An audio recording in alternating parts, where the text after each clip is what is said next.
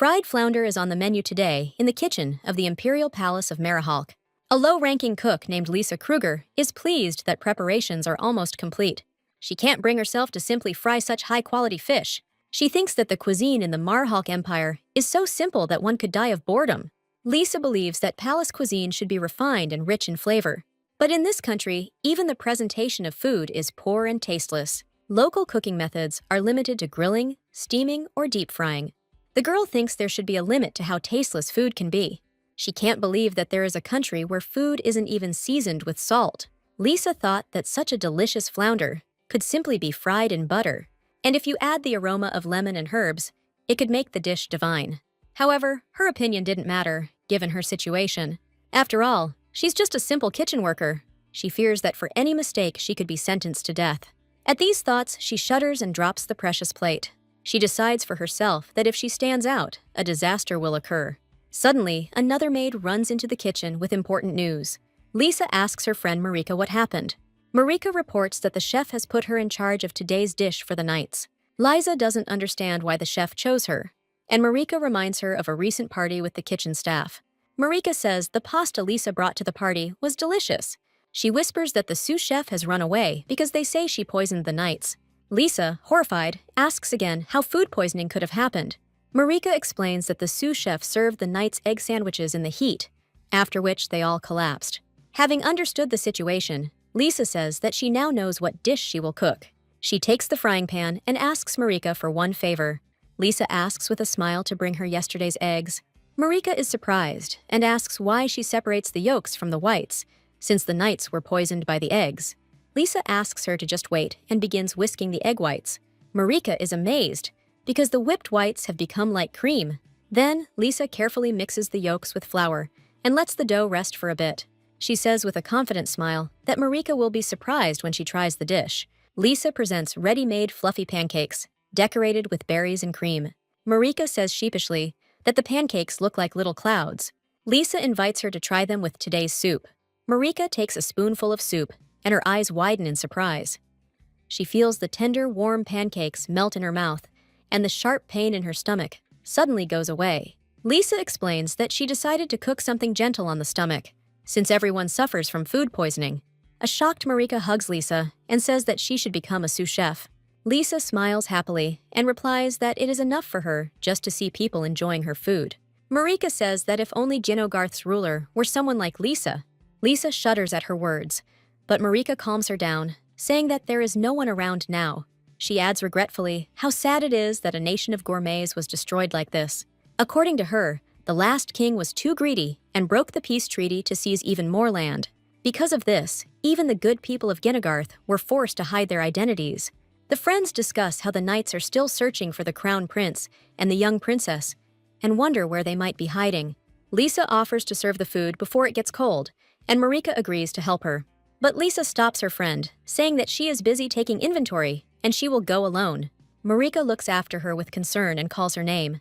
Lisa is pushing a cart through the garden, enjoying the good weather. Suddenly, she remembers who she is and decides she must remain vigilant. The truth is that she is the princess of the defeated kingdom of Genogart, Alina Gesendar. She managed to hide her identity and survive, because Genogarth's fall was not the first time. This happened again and again, and each time they tried to sell it to the empire.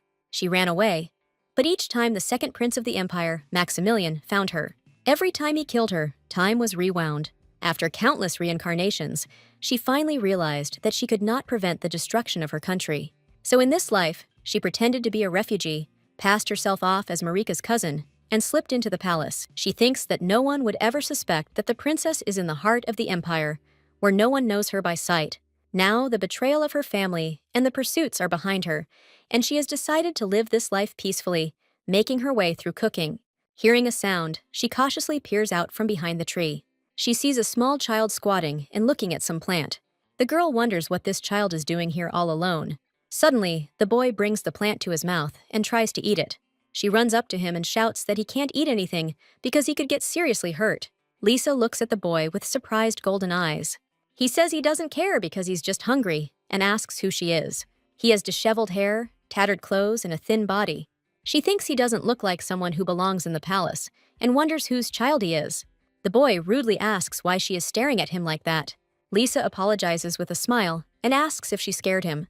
He tells her to get lost and tries to eat the plant again, but she stops him again. She explains that if he eats it, he might get headaches or indigestion. The boy blushes and shouts that he will not die from this, and tells her to mind her own business. Lisa gently suggests that he try something really tasty instead. The child asks again with surprise about the tasty thing. He greedily pounces on the soup and bread she gave him. Having eaten his fill, he falls contentedly onto the grass and stretches. She asks him with a smile if he liked it. The boy thanks her for the food and apologizes for yelling. The boy lies on her lap and says that this is the most delicious bread he has ever eaten. He adds that he usually only eats hard, blue bread, which surprises Lisa. The boy takes out a piece of moldy bread and offers her to look at it. She asks in horror who gave him something like that, but he replies that he always eats it like that. Every time he eats this bread, his stomach hurts, but he has nothing else to eat. Lisa looks at the boy with sympathy, wondering what kind of parent would give their child only this. She asks where his parents are and where he lives. The boy points to a large old building, saying that it is his home. Lisa recognizes the building as an abandoned warehouse and tells the boy about it, but he angrily denies her words. She understands that the child lives all alone in this huge palace, and no one cares about him. The girl worriedly wonders why he lives here in such a state. She asks if there is anyone who can take care of him, but he stubbornly replies that he doesn't need anyone. Then Lisa invites him to meet here again tomorrow. The boy asks again in surprise, and she happily confirms her proposal. She introduces herself as Lisa and says that she works as a cook in the kitchen of the Imperial Palace. Suddenly, she remembers that the knights are already asking if the food is ready. She says goodbye hurriedly, promising to leave early today. As she leaves, she waves to him and shouts that they will see each other tomorrow. The boy looks after her and thinks that she is a strange lady who didn't even ask his name. Meanwhile, in the kitchen, Marika is shouting excitedly that Lisa did it. Marika happily recounts that the knights were delighted with the food and finally realized how talented Lisa is. She adds that the captain wants Lisa to continue cooking for them, but she is thinking about becoming a deputy chef. Marika asks with concern if Lisa doesn't need this position. Lisa explains that she decided to prepare breakfast for the kitchen staff in advance, rather than practice for the next meal. Marika agrees that this is a good idea, and the friends smile at each other. Her friend notices that there is a lot of food, but Lisa just smiles. She replies that she will eat the leftovers herself, since she cooked more thinking about that boy. She remembers that no matter how much she cooks, it will never be enough for him. Marika playfully winks and reminds that Lisa plans to treat the captain to a cup as well. Lisa shyly denies it, but their conversation is interrupted by a woman approaching from behind. The woman stumbles, dropping vegetables, and screams loudly. It turns out to be Trudy, who tells Lisa that she feels so good because she is going to take her place. Trudy, the sous chef of the Imperial Palace kitchen, angrily advises Lisa not to forget her place. She asks if she's offended and tells her not to be so confident just because she was praised. Trudy tells her not to get carried away because she covered for her for one day, because she couldn't handle it on her own. Trudy angrily shouts that she didn't run away, but was simply following the chef's orders. Lisa doubtfully thinks what kind of order this could be from the chef. Trudy states that the job of a sous chef is much more difficult than they can imagine. She says they don't need to know the details because they won't understand anyway. Suddenly, the chef appears and asks Trudy what job she supposedly asked her for. The chef yells at Trudy, accusing her of running away because she was afraid of responsibility. And now she's lying. Trudy apologizes to the chef and accuses Lisa of stealing her job. But the chef counters that Lisa was just cleaning up the mess. As punishment, the chef orders Trudy to wash dishes for a whole week. Marika is glad that Trudy got what she deserved, because she was constantly bullying Lisa. Lisa thanks Marika for her help and feels relieved after the problem is resolved. She enthusiastically suggests putting the finishing touches on the cooking. The next day, the boy shows Lisa his clean hands and demands food, as she ordered. This is the second day that she has been bringing food to this strange boy. She checks his hands and says with a smile that he passed the test. Lisa decided to discipline the child a little and strictly tells him to come only with washed hands from now on. The boy happily agrees and impatiently tugs at her apron, anticipating the food. Today, there is pumpkin soup on the menu, and the boy is amazed by its beautiful color. She explains that the soup will taste even better if eaten with bread. Lisa teaches him to first dip the bread into the soup and then take a big bite. The boy is delighted with the soft and sweet taste of the pumpkin, and the bread simply melts in his mouth. She's glad he liked it, because it wasn't for nothing that she used so much milk. Having eaten everything down to the last spoon, he holds out his empty plate and asks for another helping. Finally full, the boy says that everything was wonderful. Then she suggests that he learn to say thank you for food, but he doesn't understand why this is necessary. She explains that these words will make him feel good and make the person who prepared the food happy. The boy realizes that she made the soup and asks if his gratitude will make her happy. She replies with a smile that nothing makes her happier than when people like her food. The boy blushes in embarrassment and quietly thanks her for the food, calling her lady. She asks why he calls her lady, and he explains that he simply doesn't know her name. Lisa remembers that she hasn't introduced herself yet, but at the same time another thought is bothering her. She thinks that this boy looks exactly like him. She remembers the man who killed her in her past life, the second prince of Marhalk named Maximilian.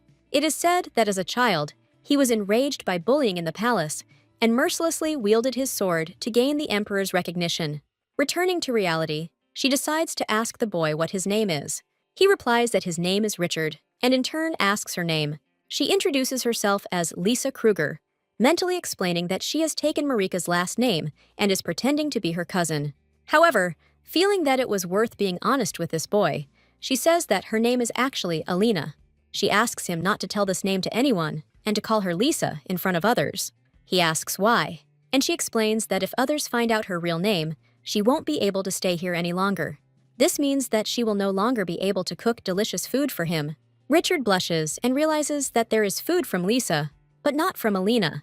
He agrees to call her Lisa so that they can continue to see each other.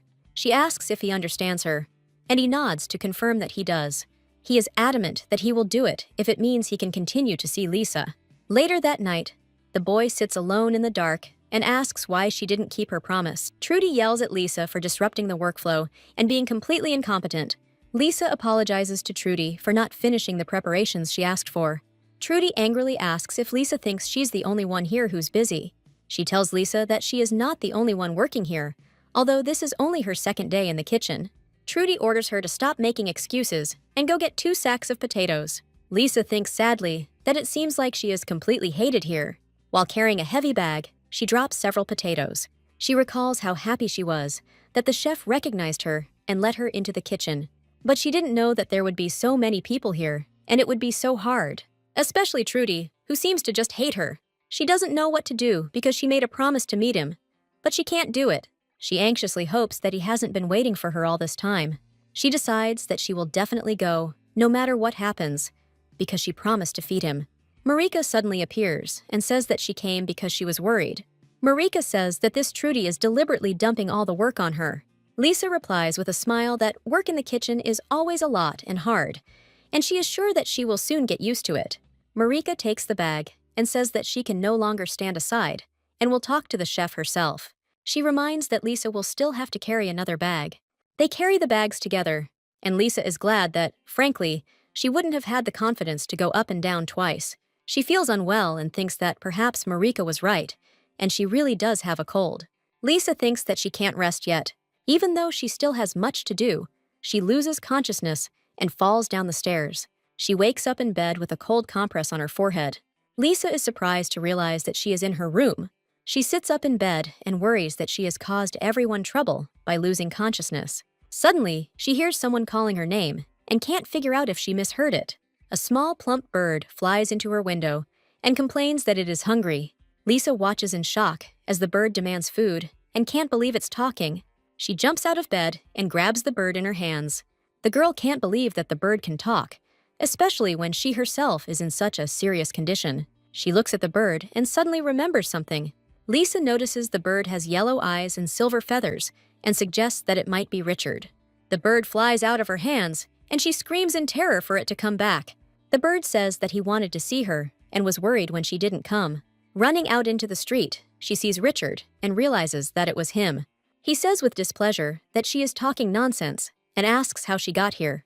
She runs up to him and asks what happened and how he got here at such a late hour. Lisa is worried that someone bad might have noticed him. She suggests adding to their list of promises the rule of not going outside at night.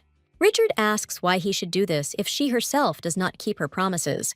Richard's clenched fist betrays the seething anger at the long wait. The girl bitterly apologizes to Richard. justifying her lateness by the commotion in the kitchen. A burning shame does not allow Lisa to even look up at the angry guy. The young man proposes a deal, demanding an even more delicious treat next time as an apology. A huge relief is reflected on the heroine's face, grateful to the guy for his forgiveness. Lisa happily promises to cook something even more delicious, but their conversation is interrupted by a familiar.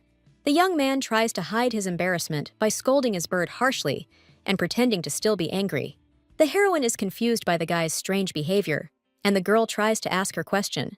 The familiar's ability to speak and Richard's natural reaction make Lisa suspicious. The girl decides not to focus on the oddities, rejoicing in their reconciliation and obvious closeness. The heroine reminds the young man that it is late, gently hinting that it is time for him to go home. The young man, with feigned indifference, declares his intention to leave, concealing the true reason for his visit. The long walk Richard took to the servants' quarters speaks volumes about his feelings. The girl sternly, but caringly, warns the guy about the consequences if he breaks his promise again.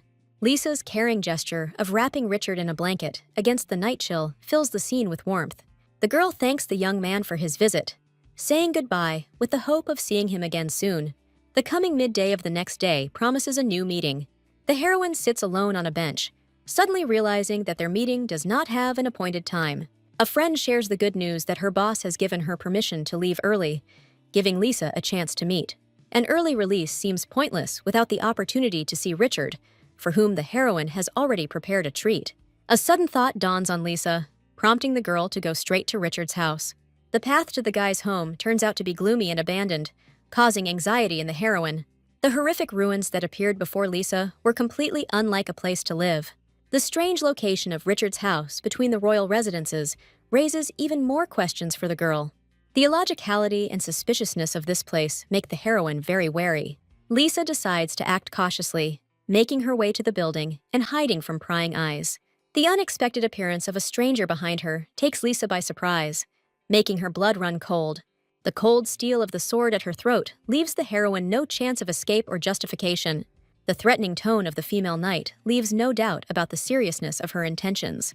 A direct question about the purpose of the penetration puts Lisa in a hopeless situation.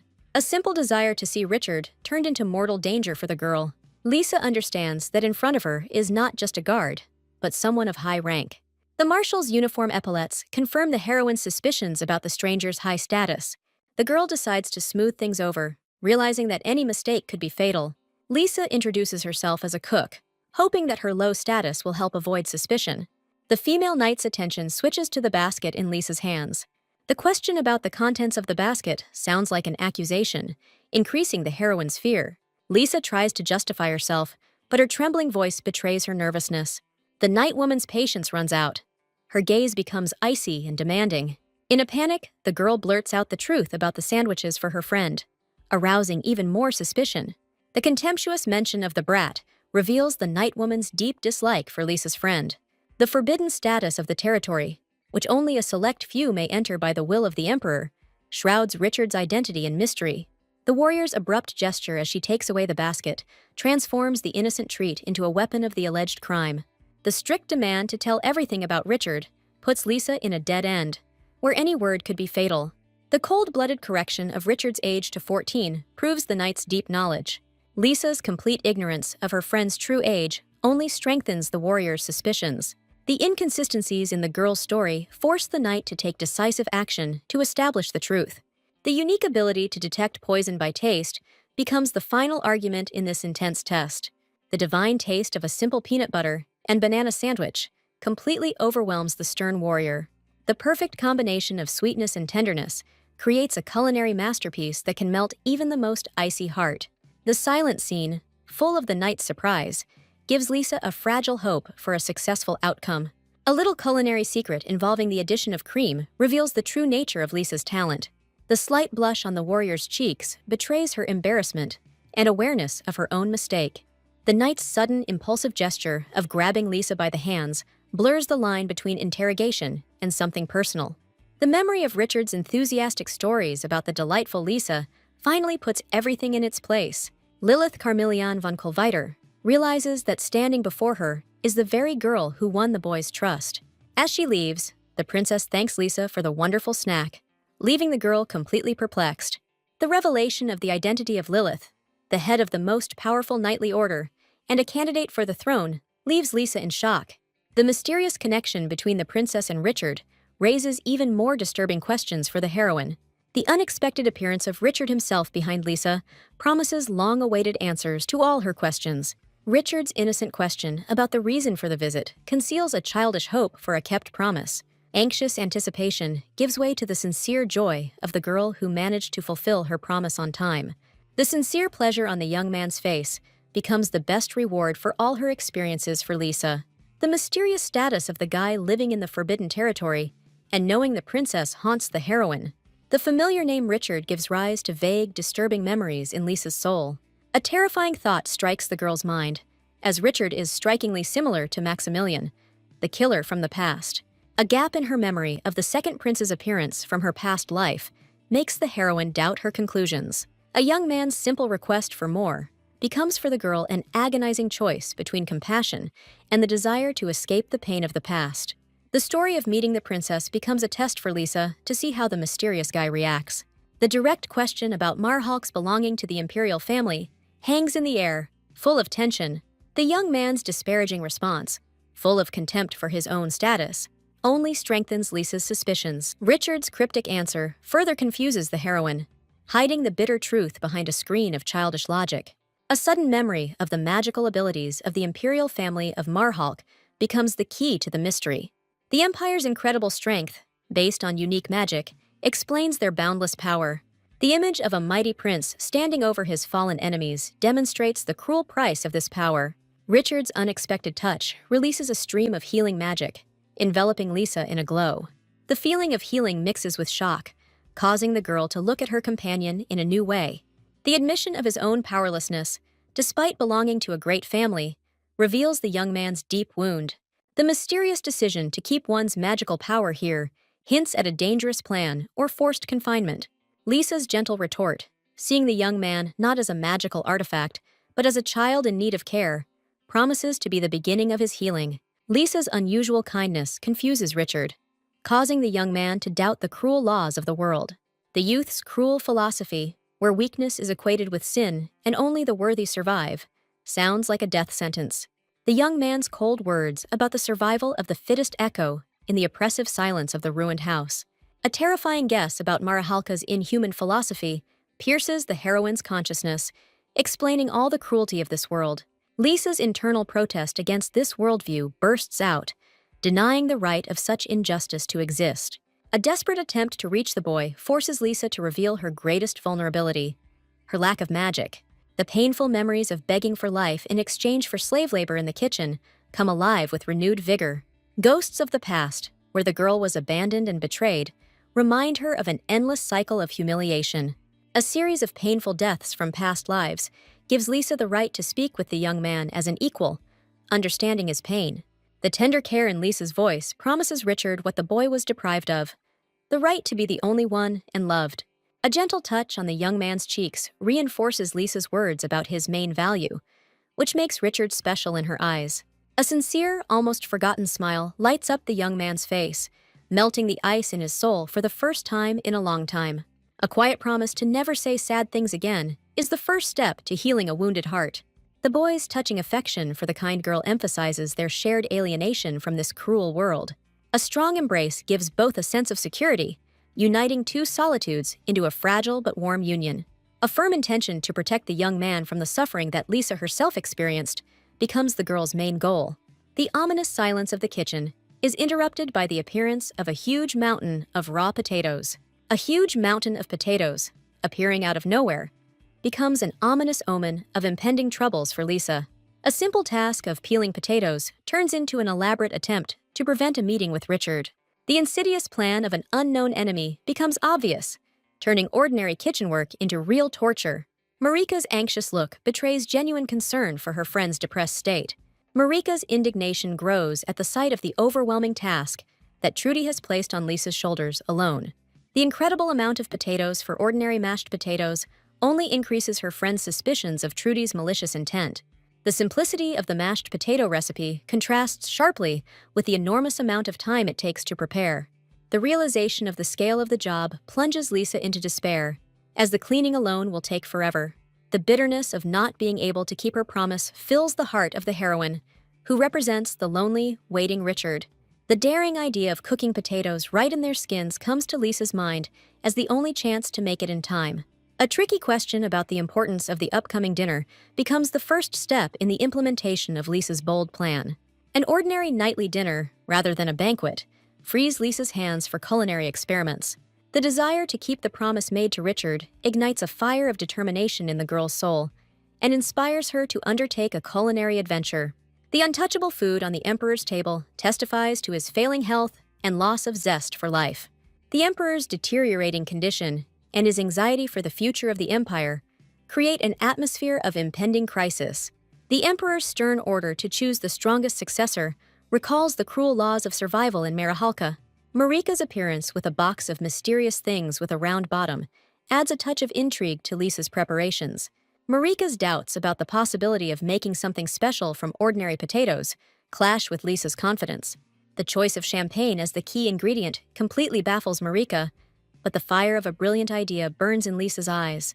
The fully cooked potatoes become the canvas for Lisa's future culinary masterpiece. The unconventional method of squeezing potatoes through the neck of a bottle leaves Marika in shock. Despite Marika's doubts, Lisa's unwavering confidence in success compels her friend to trust her and continue the adventure. The wicked glint in Lisa's eyes reveals her true intention: to conquer the hated Trudy's stomach and prove her superiority. Trudy listens with disbelief to Lisa's suggestion to change the dinner menu. She complains that although making puree takes a lot of time, it is a tried and tested option. Considering the ravenous appetite of the knights returning from the campaign, they will eat everything with lightning speed. An irritated Trudy demands to see the dish Lisa is going to serve instead of mashed potatoes. Lisa presents her dish with confidence, promising that it is as tender as mashed potatoes. Under the lid is smashed potatoes, crispy like French fries, served with sauce. The girl calmly explains a simple recipe in which potatoes are boiled in their skins, lightly mashed, and baked. Trudy looks at the dish with disbelief, suspecting that it is simply a way to avoid peeling potatoes. Despite Lisa's entreaties, Trudy raises her fork to her mouth with obvious hesitation. The incredible combination of a crispy crust on the outside and a tender, fluffy crumb on the inside amazes Trudy. The refreshing yogurt sauce complements the dish perfectly, adding a clean and vibrant flavor. Admitting defeat, Trudy approves of the dinner dish and orders the remaining potatoes to be boiled with the skins on. She has difficulty admitting that Lisa is right, emphasizing how rare it is to hear praise from her. Envy and irritation eat Trudy up inside, because this upstart turned out to be right again. Inspired by her success, Lisa quickly packs her basket of food, glad that she managed to leave the kitchen early. As she approaches the meeting place, she suddenly hears an unfamiliar, furious voice ordering someone to leave. Lisa runs up and sees Richard sitting on the ground, pressing his hand to his forehead in pain. The frightened young man looks up in surprise, not believing that Lisa has actually come. The girl sits down next to him, trying to understand what happened and who could have offended him. Suddenly, she notices blood on his hand and realizes that everything is much more serious than it seems. Richard tries to hide the true reason for his condition, assuring Lisa that everything is fine. Anger and helplessness overwhelm the girl at the thought of who could have hurt the defenseless boy. The only suspect in the cruelty is the princess, the only person Richard knows nearby. The direct question of the princess's involvement hangs in the air, full of fear and anticipation of the worst. Lisa gently but persistently tries to get to the truth, not believing that what happened was an accident. Richard vehemently denies the princess's guilt, calling her a kind person, which only increases Lisa's suspicions. The girl decides to back off, realizing that pressure will only make the boy withdraw into himself. Lisa's genuine sympathy makes her apologize for her persistence, explaining it as concern for him. Richard bitterly admits that the cause of his suffering lies in his own weakness. He calls himself a useless burden, repeating the cruel words he's probably heard his entire life. The boy explains that this is his punishment for disgracing the name of Marihalk and asks him not to be sad. Lisa is filled with indignation at how cruelly he is being treated, and she can't stand it anymore. She says with tears in her eyes that he is the dearest friend she has and does not deserve to be treated like this. The girl asks him to convey her words to the offender next time. She tells him to say that he is better than anyone can ever be. Confused but happy, Richard admits that he doesn't even know what this is supposed to mean. Lisa explains that happiness is eating something tasty when you haven't eaten your fill. She tells him that if anyone looks down on him, he should definitely tell her about it. Richard promises to do so, and Lisa breathes a sigh of relief. Lisa still doesn't know who bullied Richard, but she is determined to protect him. The awkward silence is broken by a question from Richard, who clearly did not expect that Lilith had eavesdropped on his conversation with Lisa. The princess tries to justify her curiosity, but her words about the evil image sound like an attempt to test the boy's reaction. Richard sheepishly admits that Lilith can be a little scary, but clearly doesn't think she's evil. Lilith, taking advantage of the moment, demands from Richard one of the sandwiches prepared by Lisa. The boy instinctively defends his food, but the princess offers him a deal, promising to heal his bruise. Richard reluctantly agrees, but his eyes show distrust of a man with a terrible character. He bitterly admits that even when he is beaten, it does not hurt. But next time, he will not just stand and take it. Lilith realizes that Lisa knows nothing about Richard's true identity and his situation. She decides to use the upcoming banquet to reveal her cards and invites Richard, reminding him of his right to be present. She's hinting that he has a right to more than just being that person. Lilith challenges Richard to prove to everyone that he is worthy of more than just being an heir. As she leaves him alone with thoughts about the upcoming choice that could change his destiny. Lisa regretfully recalls that she was never able to treat Richard's wound and decides to take some medicine with her next time. Marika's sudden appearance in the kitchen interrupts her thoughts. Marika brought the knights with her, who, after trying Lisa's dish, wanted to meet the chef personally. Lisa introduces herself shyly, happy that her culinary talents have been appreciated. The knights are surprised to recognize her as the very same chef whose dish had so impressed them. Caden of the Blue Lion Knights expresses his admiration, thanking Liz for the wonderful dinner.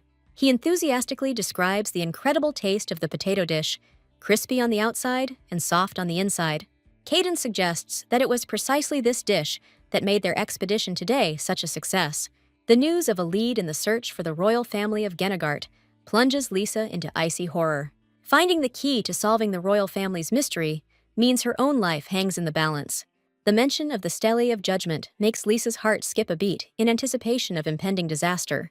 Marika confirms that this is an ancient artifact used to determine the heirs of the royal family. Originally a sacred ritual of testing the purity of blood, it became a hunting tool. After the fall of Genogarth, the Stele's use changed, turning it into a deadly weapon. The magical stone, glowing scarlet in the hands of a member of the royal family, has now become a brand that condemns to death. A sacred artifact created to protect the race has become an instrument of its complete extermination. A terrifying memory of a similar Stele from childhood makes Lisa realize that the test could happen at any moment. Concerned by Lisa's pallor, Caden interrupts his story, involuntarily bringing her back to the harsh reality. Marika leads the knights away, leaving Lisa alone with her fears and dark forebodings. Lisa tries to calm herself by denying her belonging to the royal family, but fear has already settled in her soul. She reminds herself that she must survive here, no matter the cost, clinging to a fragile hope. Her simple survival plan of keeping her secret and avoiding the second prince seems almost impossible. The girl bitterly realizes that even such a simple task turned out to be too difficult for her. The fragile plan for a peaceful life, built on camouflage, threatens to collapse at any moment. The thought of quickly escaping from this place becomes more and more obsessive, because the revelation of her secret is tantamount to death. Fear for her own life is mixed with concern for Richard's fate if she disappears. She fears that without her care, the boy will stop eating normally again and return to his lonely existence. Richard's sudden, commanding order to eat, heard from behind her, makes Lisa flinch in surprise. The stranger's arrogant tone betrays his contempt for Richard, whom he considers unworthy even of food. Richard defiantly rejects the handout, demonstrating pride and unwillingness to accept anything from the offender.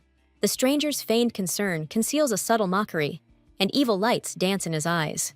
The violent scene unfolds before Lisa's eyes as the stranger roughly grabs Richard, ignoring his screams. An unexpected blow to the head with a peach interrupts the bullying, causing the offender to freeze in surprise. The angry look thrown in Lisa's direction leaves no doubt as to who dared to challenge him. Lisa realizes with horror that she has intervened in a conflict that could cost her life. She boldly demands that the stranger move away from the boy, her voice sounding unexpectedly firm and confident. The offender's high status is obvious, but Lisa is not going to back down in defense of her friend. The girl directly accuses him of inappropriate behavior, threatening to call for help if he does not stop. The stranger accepts the challenge with a contemptuous grin, throwing Richard aside as if he were an unnecessary thing. He grabs Lisa by the hair, revealing his identity as the first prince of Merhalk, Lucian. The prince angrily declares that Richard is worthless trash, unworthy of her protection. Suddenly, Lisa remembers the man who fed Richard rotten bread, and everything falls into place. She angrily demands that he not look down on the boy, protecting his dignity. Lucian mockingly asks the name of this non-entity, preparing to deliver the decisive blow. Lisa pronounces Richard's full name, Maximilian Richard von Kolvetter, and this name changes everything. She remembers that Maximilian is the second prince of Merhalk, the one she tried so hard to avoid. The image of a brutal killer from a past life merges with the image of a small, defenseless boy. Lucian realizes that Lisa knew the truth all along, and this simple servant is not as simple as she seems. The realization that the person standing before her is the second prince, a murderer from the past, plunges Lisa into a state of shock. Lucian dismisses all titles with disdain, declaring that no one would dare contradict him. His words about raising his younger brother sound like a threat, and Lisa realizes that her intervention was a mistake. The prince orders her to get out, but Lisa, ignoring the danger, takes a bold step forward. She declares that the only one who should leave this place is the prince himself, which enrages him. Lucian's sudden sneezing fit interrupts his angry tirade, creating an awkward pause. Lisa, taking advantage of the moment, makes a bold assumption about the prince's allergy to peaches. She recalls that on her first day of training, she studied the eating habits of key figures in the palace. Lisa can't believe that the child abuser turns out to be a prince. She hastily advises him to see a doctor, trying to hide her fear and buy time. The prince's growing cough and his hateful threats make Lisa realize she has crossed the line. The horror of realizing that she has harmed a member of the imperial family paralyzes her will. Richard, having come to his senses, asks with concern if she is okay, not understanding the seriousness of the situation. Lisa is desperately thinking about what to do, because in front of her is the one she wanted to avoid more than anything in the world. She decides that's enough for now and prepares for the worst. Lilith's unexpected appearance interrupts the tense scene, causing everyone to freeze. With an ironic smile, she suggests that all three of them talk in a more relaxed atmosphere. In the luxurious living room, the princess curiously asks Lisa what it was like to become friends with His Highness. Lisa realizes that Lilith heard everything, and her heart stops in anticipation of the denouement. Lilith admits that she wanted to intervene, but Lisa handled things so well on her own that Lucian is now going through hard times. Lilith tries to defuse the situation, but there are notes of sympathy for Lisa in her voice. The princess advises listening to Richard before jumping to conclusions, hinting at hidden circumstances. Richard's unexpected appearance interrupts their conversation, and Lisa freezes in anticipation. The boy, dressed in a luxurious suit, appears before her in his true form, the second prince of the empire. Richard shyly asks Lilith not to make a noise, his cheeks flushing. The princess invites Lisa to evaluate Richard's new look, but she cannot utter a word. Lilith remarks ironically that the lady doesn't seem to be thrilled, which confuses the boy even more. Lisa is confused and trying to find the words, not knowing how to react to this transformation. She forces herself to say that he looks very handsome, but there is confusion in her voice. Lilith mockingly asks Richard what he is going to do, since his new image did not make the desired impression. Richard reminds Lisa of her own words from earlier, and his voice sounds reproachful. He explains that he hid his identity because he considered himself incompetent and unworthy. He wanted to appear before her in a dignified image, when he could raise his head with pride. Lilith reveals that Richard has recently begun asking about methods of studying magic. She adds that he even fought back against Lucian, which is completely natural for him. The appearance of a maid interrupts their conversation, reminding the princess of urgent matters. Lisa still can't believe that the boy she became friends with is the same man who killed her in her past life. Richard, sensing her confusion, tries to explain why he remained silent about his origins. He asks anxiously if she hates him for deceiving her. Lisa admits that she was surprised, but did not expect that her suspicions would turn out to be true. Lisa searches for hidden meaning in Richard's silence, suspecting that it is not only about his status. She asks him point-blank if he trusts her, and the question takes him by surprise. Richard vehemently denies her assumption, but his confusion speaks volumes. He admits that he was scared and afraid of disappointing her, not wanting to feel even more pathetic. The boy sadly adds that he is sorry that he had to deceive her. Suddenly, Lisa says that if that's the case, she's still disappointed, and his face contorts in pain. She adds with a tender smile that she is not disappointed in him, and that changes everything. Lisa understands that their current relationship can change the future and correct the mistakes of the past. Richard, touched by her words, hugs her, thanking her for her understanding and acceptance. He happily promises that from now on, he will not hide anything from her. Richard thanks her for listening to him, and they say goodbye until the next time they meet. He excitedly reminds her that she will prepare a special dish for him for lunch tomorrow. Lisa waves him goodbye with a warm smile, happy that everything turned out so well. The unexpected appearance of the princess makes Lisa shudder in surprise. Lilith admits with an ironic smile that she was curious how they would figure it all out. She remarks that they seem to have made up, and Lisa sheepishly agrees. The princess asks Lisa for a favor, and her tone becomes serious. She asks if Lisa has heard of the Imperial Academy Manhwa. Lilith explains that all members of the royal family are required to attend this academy from the age of 12. With a determined look, she declares that she wants to send Richard there. Lisa listens to the princess's proposal with bewilderment, not understanding how she can influence Richard's decision. Lilith explains that every member of the royal family has a guardian animal, and Richard is no exception. She points to Richard's bird, explaining that the boy keeps it with him to control his magic. Richard believes that if he hadn't wasted his magic on unnecessary things, Lucian wouldn't have been able to beat him. Lisa assumes that Lilith wants to send him to the academy so that he can learn to handle magical power. The princess admits that she does not want to take the throne and may not become the next empress. The problem is that Lucian is the only candidate, and she doesn't want such a scumbag to become emperor. Lilith says that for the country's stability, they need at least one worthy candidate for the throne. She asks Lisa to give Richard the motivation to become more decent and worthy of the title of prince. Left alone, Lisa ponders the princess's words, realizing the complexity of the situation. She realizes that even if Richard's feelings are secondary, she will have to make a difficult decision. Marika's sudden appearance with news interrupts her painful thoughts. Marika excitedly announces that there will soon be a dinner competition in the kitchen. She explains that this is not just a competition, but an important event connected with the visit of ambassadors from Kestol. They want to make a good impression on their allies, so neither age nor status will matter in the competition. Marika enthusiastically says that only the skill and abilities of the chefs will be assessed. The first place winner will be granted one wish, which will be fulfilled by the emperor himself. She adds with admiration that the emperor will fulfill any wish in his name.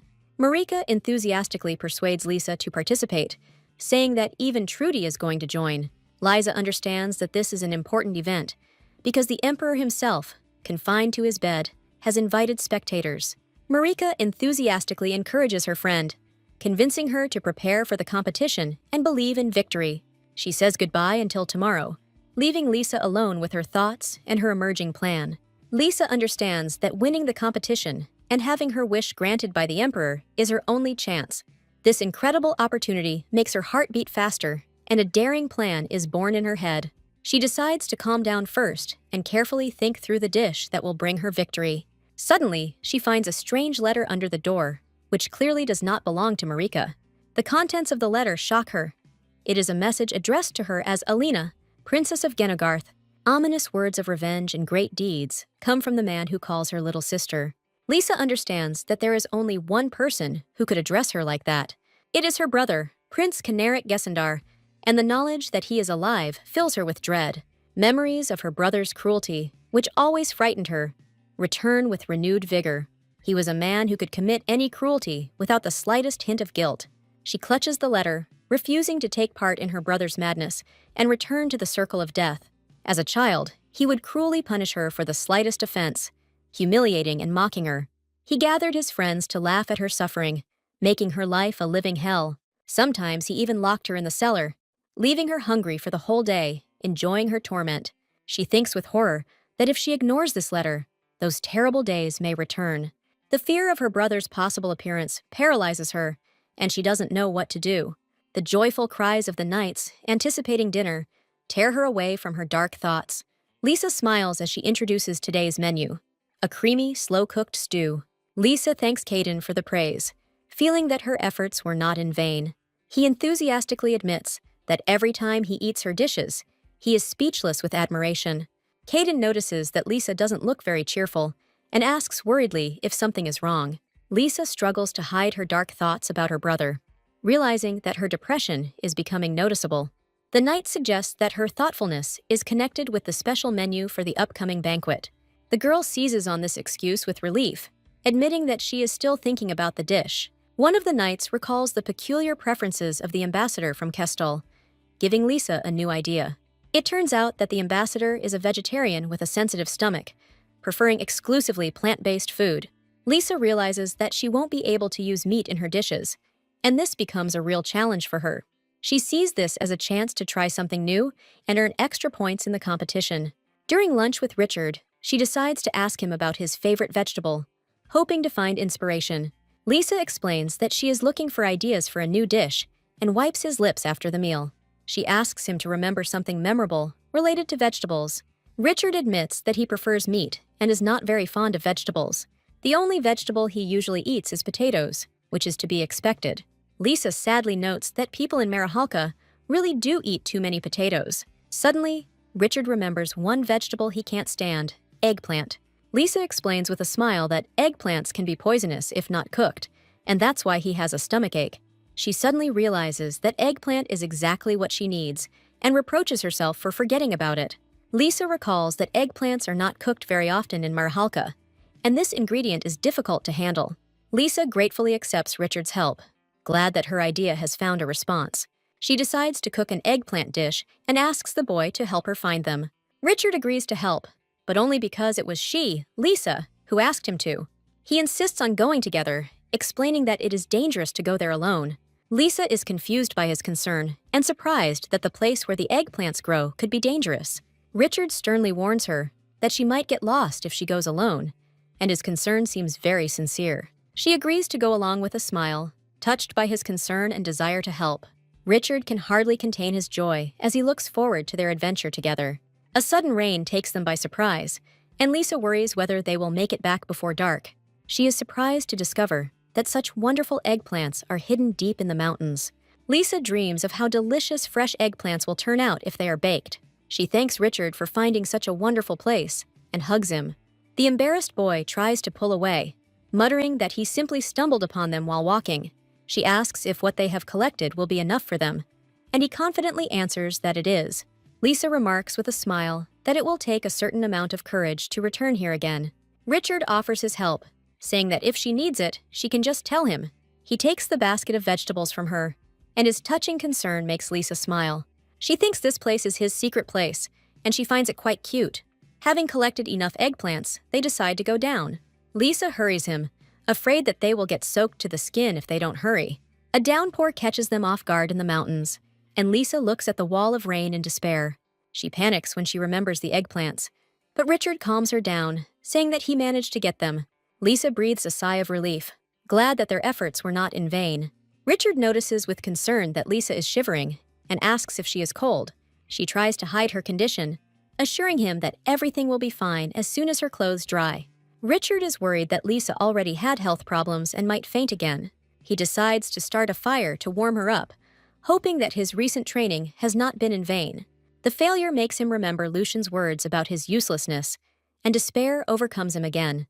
He recalls being called a failure in the Imperial line, unable to even use his power. The thought of being helpless in the face of danger again makes him clench his fists in helplessness. Suddenly, flames burst into flames in his hands, and he looks in surprise at his awakened magic. He enthusiastically calls Lisa to the fire, proudly declaring that he will warm her. They sit by the fire, and the warmth of the fire gradually warms their wet bodies. Lisa comes to and apologizes for dozing off while it's still raining outside. She thanks Richard for staying with her and not letting her catch a cold again. He sheepishly reminds her that he warned her about the dangers of this place and asks her to stay warm. Lisa falls asleep again, and Richard looks at her tenderly, feeling a new feeling arise in his heart. He makes a promise to himself to work harder to become stronger. Richard wants to be the one who can protect her, and this thought gives him strength. He hugs her, asking her not to turn away from him, and at that moment, their destinies become even more intertwined. Richard tenderly promises to take care of Lisa so that she will only be happy. The next morning, Marika anxiously asks her friend where she was all rainy night. Lisa sheepishly tries to avoid answering, citing the long history of searching for ingredients. She tries to change the subject by asking about news in the kitchen or letters. Marika excitedly announces that she has amazing information for Lisa. It turns out that Ambassador Castola is not quite a vegetarian, as everyone thought. There are different types of vegetarianism, and the ambassador prefers dairy products. This news opens up many more options for Lisa's competition dish. She comes up with a new idea and asks Marika to keep an eye on everything while she steps away for a while. Thanking her friend, she promises to return soon, her eyes shining with inspiration. Marika notes with a smile that Lisa's eyes always light up when the conversation turns to cooking. She wonders with curiosity what Lisa will wish for if she takes first place in the competition.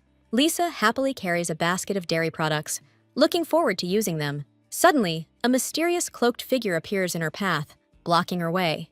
He asks her with a venomous grin if she had a good life, and his words sound like a threat. Liza recognizes him with horror as her brother, Kenuric, and her heart stops with fear. He mockingly asks why she is so surprised, since he sent her a letter. Kenuric states that Genagart will soon be revived, and to do so they need to understand Marhalk's actions. Lisa desperately asks him to stop his illusions, reminding him that Genagart has been completely destroyed. He contemptuously calls her a cowardly little sister and offers to show her the abilities of her older brother. Caden mentions the fragment of the Judgment Stele, and Lisa realizes her secret is at risk. Kenrick says with a grin that if they are not careful, the fact that she is a royal might come out. He admits that he supported her concerns, but Lisa cannot trust him. Kenrick declares that he does not intend to end this, and that Genogart will soon be reborn. He clamps his hand over her mouth roughly, not allowing her to object, and his eyes burn with a mad fire. Kenrick threatens to spread word of her existence throughout the Empire if she does not obey. He orders her to continue gathering information about the Imperial Palace, as she wants to live peacefully. After letting her go, he promises to return soon for a report, leaving her in complete confusion. Lisa is horrified to realize that he wants her to become a spy, and she hates the thought. She realizes that Kenrick will definitely return, and if she disappoints him, she will be considered a traitor. If the fact that she is the Princess of Genegarth comes to light, she will face inevitable execution. And the worst thing is that the people who were close to her will find themselves at a disadvantage. All the participants and judges gather in the hall, and Princess Lilith announces the beginning of the competition. She introduces herself as Lilith Carmillion von Kolviter, Princess of Merhalk, and takes charge of judging. Lilith announces that there will be an open competition for dishes for the dinner menu today. His Majesty's only wish is for a taste that will satisfy his honored guests. She calls on everyone to be worthy of the reputation of the great empire and prove their level of skill. The competition begins, and all the chefs get to work, determined to win. Lisa can't concentrate because she keeps thinking about Kenrick. She doesn't understand why he needed to come right before such an important competition. Lisa winces, almost dropping the precious eggplant, and her thoughts return to the competition. She pulls herself together, reminding herself that this is a chance to enjoy cooking.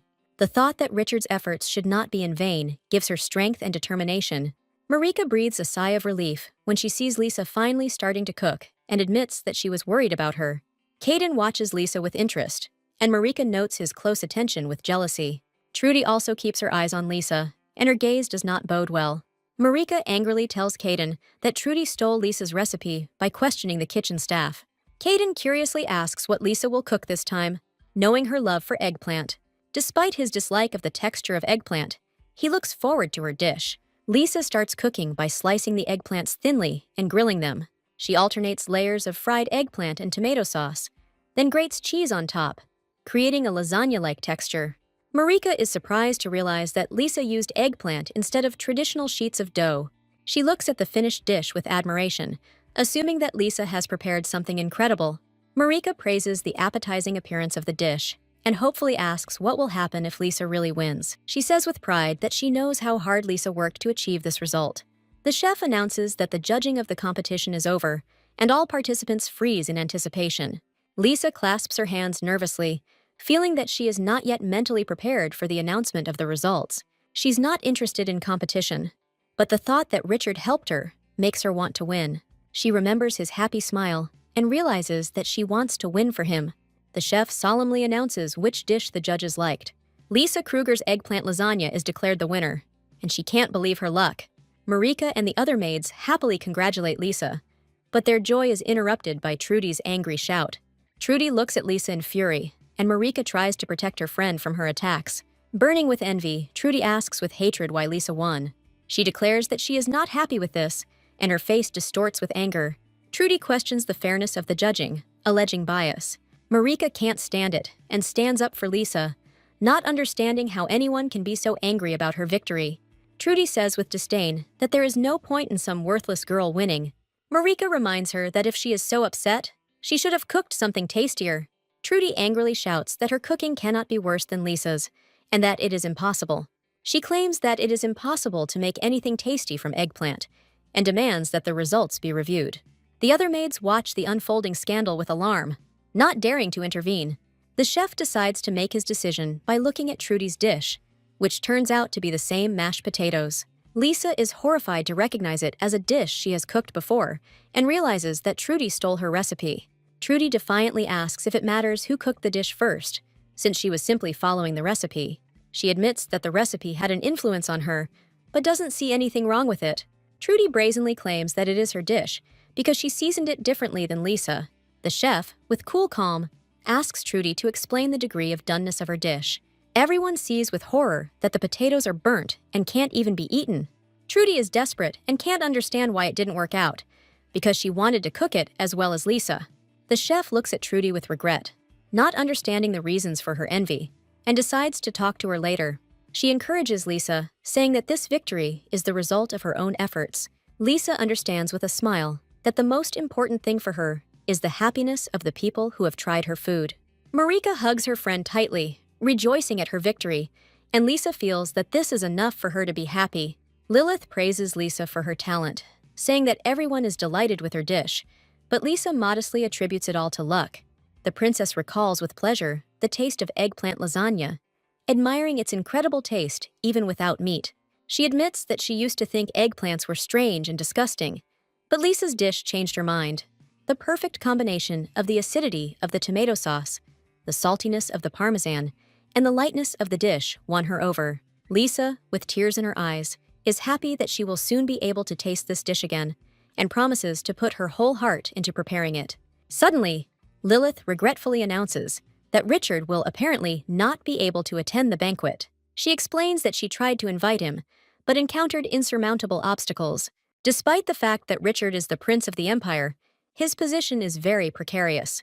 His Majesty's position is firm, and he will not allow a prince without achievements to speak on behalf of the empire. Lisa notes with alarm that Richard has not even received a proper education yet, and this seems unfair to her. Lilith reveals the bitter truth. The emperor is keeping Richard at a distance, not only because of his incompetence. The emperor loved the empress very much, and Richard, left alone, became the object of his hatred. Liza painfully realizes how sorry she is for the boy, but understands that it is not easy to influence His Majesty. After this conversation, the banquet with Kestel ended in success, leaving behind mixed feelings. The eggplant lasagna, apparently, was a hit with everyone and was received with great enthusiasm. Lisa is glad that Ambassador Kestel was also pleased, and her small victory brings her satisfaction. Lisa, like the cook who has prepared the main dish, feels nervous before meeting the emperor. She is granted an audience with His Majesty to receive her well-deserved reward. Lilith remarks ironically that the journey must have been tiring, but Lisa politely thanks her for her concern. Lisa can't believe that she will actually meet the ruler of the Marehawk Empire. The princess asks if she has already decided what she will ask for, and there is curiosity in her eyes. Lisa confidently replies that she is ready, and Lilith, with a smile, tells her to go ahead. Entering the chambers, Lisa sees the sick emperor lying in bed, and her heart sinks with sympathy. She understands that in another situation, she would have run away, not to mention attracting attention to herself. Liza introduces herself with dignity as the chef of the imperial palace, bowing her head before His Majesty. The emperor orders her to raise her head and begins to talk about the recent negotiations regarding maritime trade. He mentions that Kestal was originally a closed nation with no sea routes. The success of the banquet and the satisfied ambassador will bring even more glory and honor to the empire. The emperor invites her to express her wish, promising a reward to the one who brings good luck to the empire. Lisa has only one wish: to cook the food her heart desires and live happily. But she realizes that she is actually a princess from a defeated country, and her dream may not come true. The thought that one day she will have to leave this place haunts her. She remembers the delicious taste of eggplant and realizes that her cooking brings joy not only to herself, but to others as well. Richard asks anxiously whether the man, the ambassador from Kestel, might like this dish too much. He's afraid that if he likes the dish so much, he'll take Lisa on as his personal chef. Lisa tries to reassure him, saying that she is just a cook, but doubt begins to arise in her heart. Richard bitterly admits his powerlessness, saying that he can't do anything, even if she doesn't want to let him go. Lisa states with determination in her voice that her wish is something she truly desires with all her heart. She treats him to pancakes made from a new type of potato, but he remains silent. Lisa asks anxiously what happened, noticing his silence and thoughtfulness. He barely manages to say that he is going to the academy, and this news takes her by surprise. Lisa understands with delight that we are talking about the #1 educational institution in the Empire. She is happy for him because he always wanted to study magic, and this is a great opportunity. She tries to encourage him by telling him that he will succeed, that he will study hard and make many friends. Richard admits that he learned everything from Lilith, and the reason for his trip is her request. Lisa sheepishly tries to justify herself, saying that she didn't ask the princess for anything.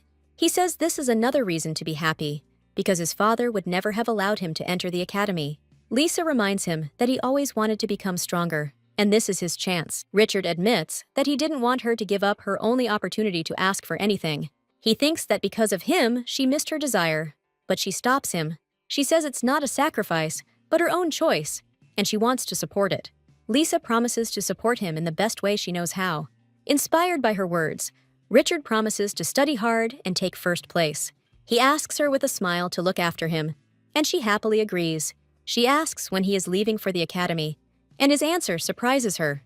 Richard says he has to leave right now to catch up with the new semester, and this news stuns Lisa. Richard sadly says that he won't be able to see her for some time after he leaves. He promises to return during the holidays after the first semester, asking her not to worry. They sit on the balcony, and Richard says thoughtfully that he could, for example, catch the fugitives of the royal family of Genogarth. Lisa shudders in horror, afraid that Richard will hunt her again, as in his past life. Richard notices her condition with concern and asks if she is feeling unwell. Lisa understands that she does not regret her choice for Richard, but if this continues, she will not be able to bear it. She hugs him tightly, trying to hide her anxiety and fear. Lisa says she is very glad that she met him, and these words sound like a farewell. She asks him to remember that even if their paths diverge, she will always be on his side. Lilith reproachfully reminds Richard of his promise, and he looks away in embarrassment. With a heavy backpack on his shoulders, he is ready to set off on a new journey. Lisa hands him a basket with a special lunch that she prepared especially for him. Lilith peers inside curiously, but Richard hugs the basket jealously. He decides not to eat his lunch right away, but to leave it for later in order to prolong the pleasure. Lisa panics and persuades him not to do this, as the food will spoil. He asks her to cook the first dish when they meet again.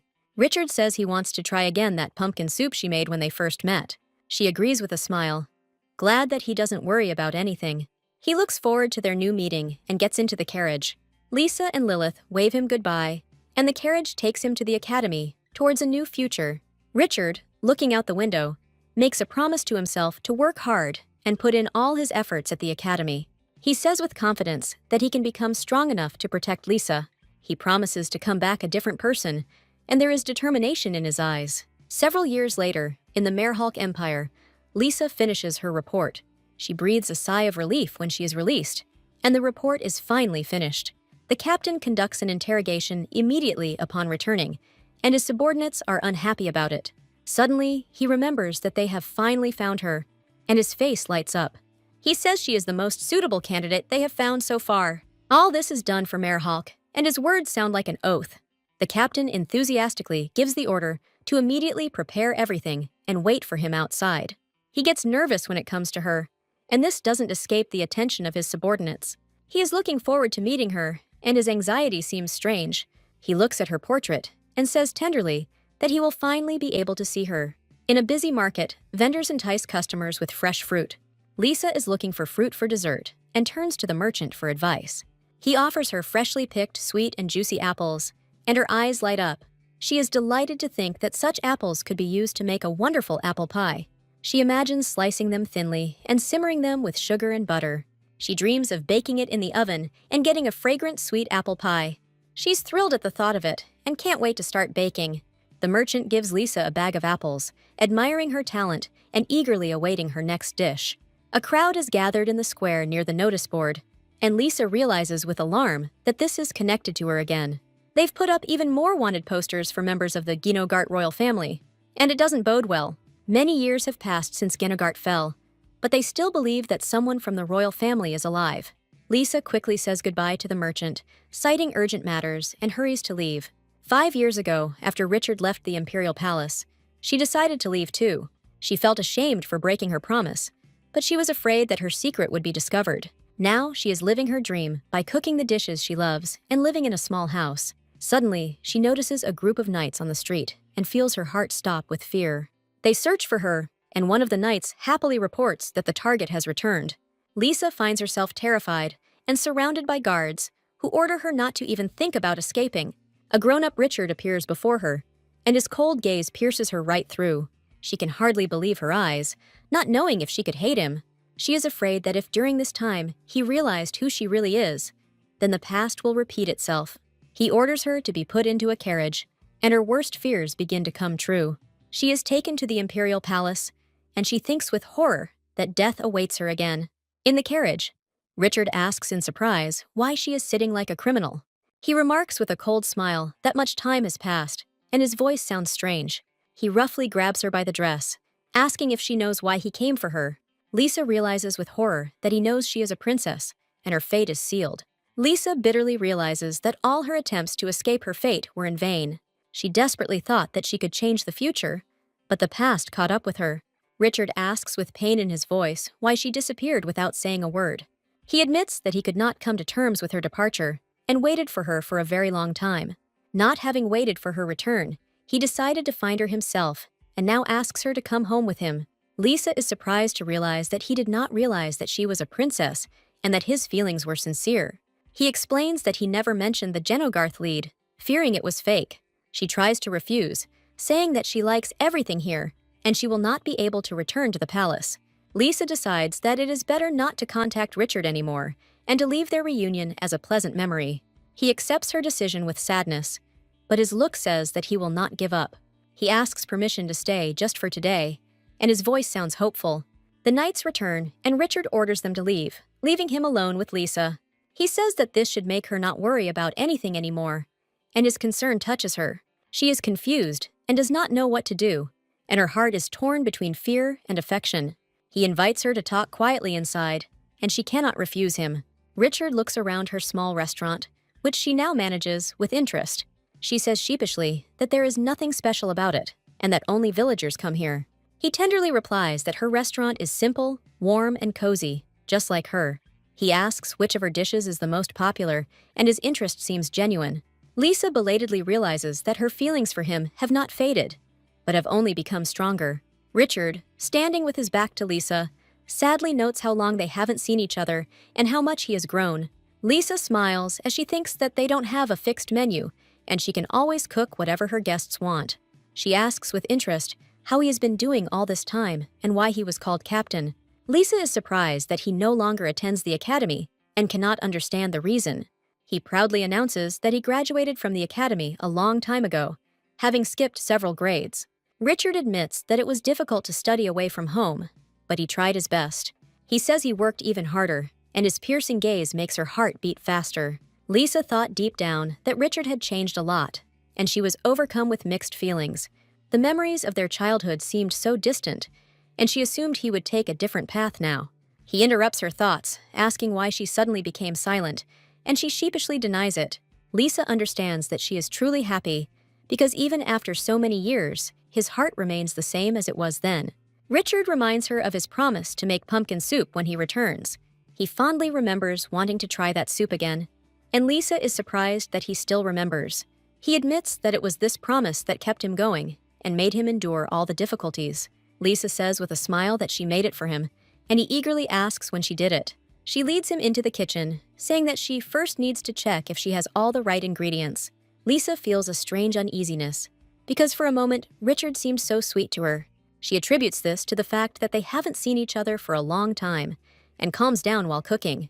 She accidentally drops the box, and at that moment, she panics. Richard catches her, and she finds herself in his arms. Feeling her heart skip a beat, Richard tenderly embraces Lisa, saying that it was dangerous, and his concern touches her deeply.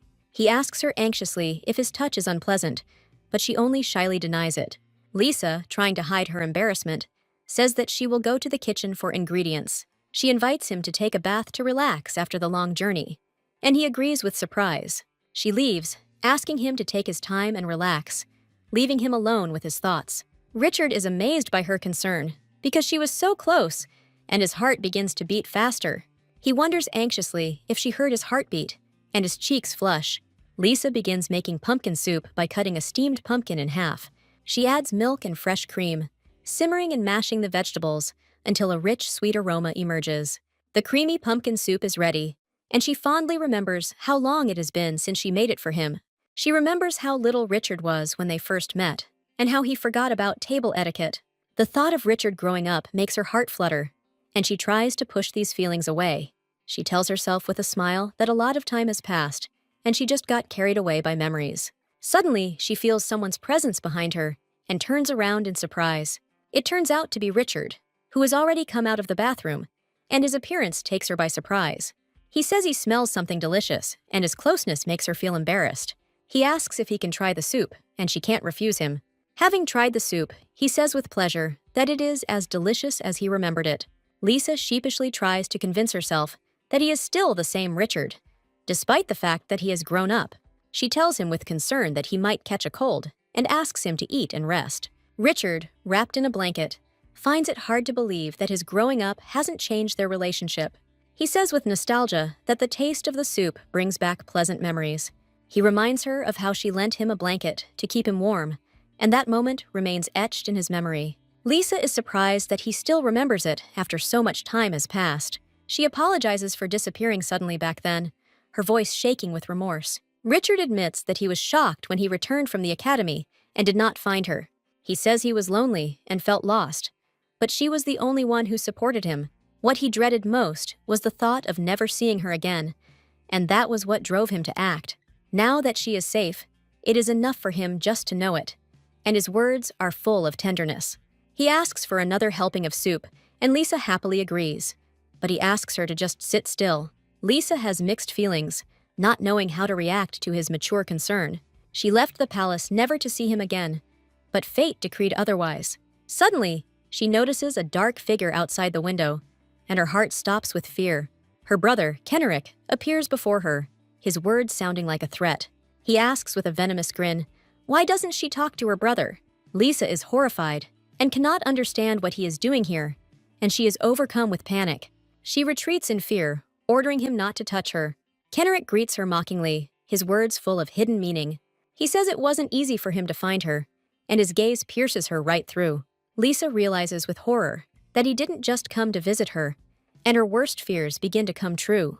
Lisa is horrified to realize that Kenrick will stop at nothing to carry out his plans. He asks with a grin if she is close to the second prince of Marahulk, and his words sound like a threat. Kenrick says he saw it inside and tells her not to play dumb. He admits that he was furious when he learned that she had left the palace. With a satisfied smile, he says that she has nevertheless carried out his order, and now he will listen to her report. Lisa despairs as to why she cannot free herself from her past, no matter how hard she tries. He grabs her by the throat, demanding that she tell him everything she knows about the second prince. Kenrick reminds her that he saved her life, and now she must prove it was worth it. Suddenly, there is an angry shout, and Richard orders her to be released. He lunges at Kenrick with his sword, and Kenrick dodges the blow in surprise. Lisa looks at this scene in horror, unable to believe what is happening. Richard stands in front of her, protecting her from her brother, his expression full of determination. He demands Kenrick's name with cold fury, and his voice does not bode well. Kenrick mockingly asks if he wants to be punished for raising his hand to his Lisa. He says that he has had enough reports for today and is about to leave. Kenrick threatens to give Richard another chance if he waits patiently.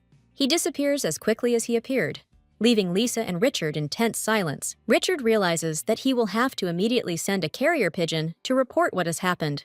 He looks at Lisa with concern, realizing how scared she must be. Lisa panics, and realizes that now that her brother knows where she is, she needs to leave as soon as possible. Richard looks at Lisa with concern, not understanding where she should run and what to do next. Lisa loses consciousness from the shock she experienced, and Richard barely manages to catch her. In her dream, she sees her brother again, who throws her food on the floor and says that in her condition, she can do nothing good. He cruelly reminds her that by going against him, she deserves punishment. Kenrick orders her to eat what he trampled, calling it a fitting meal for such a pathetic girl. Lisa understands that she should not contradict her brother and should do exactly what he says. Suddenly, she hears Richard's voice, which reminds her of her own words about not eating anything.